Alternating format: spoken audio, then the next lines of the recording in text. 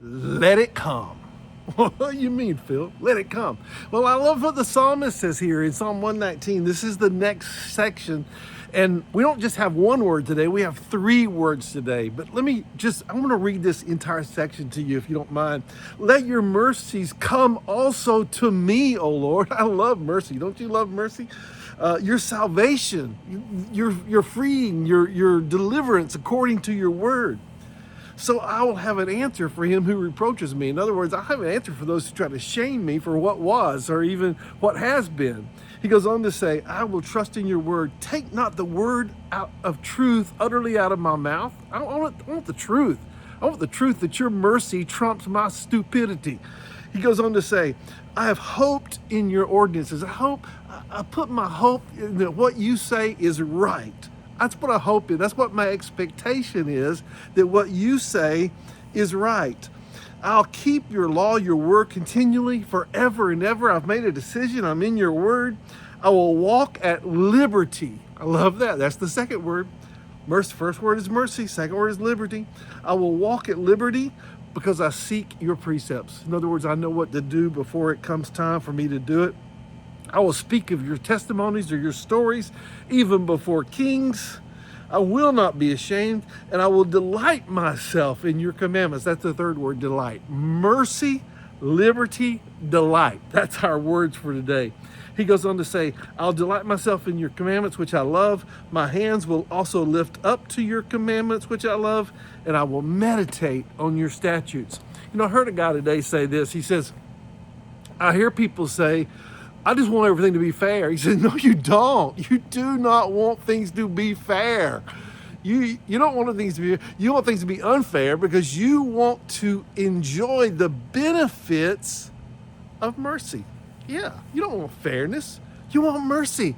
Because what mercy does, when you receive the mercy, in other words, the eradication in your life of what God gets rid of what you have perpetrated, when you get rid of that, and you allow the mercies of God, the loving kindness of God to come into your life, he goes on to say, he says, then there will be liberty. In other words, you'll be free. You don't have to carry the weight of the past. You don't have to carry what's been. You don't have to worry about what has been or what anybody's going to say about you or what anybody's going to do.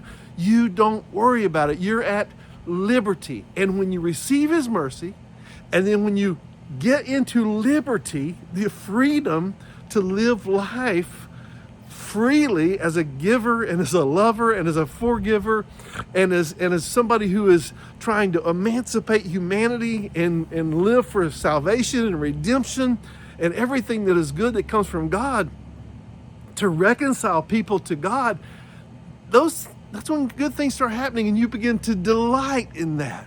So look at the progression. We receive mercy, we're set at liberty, and then we can move into a delightful life. I love the word delight. As a matter of fact, it is a word that I take as an identity word. I want to be a delightful person, and I want to be filled with delight. And, I don't want to be filled with heavy. I don't want to be filled with weighty. I want to be filled with delight.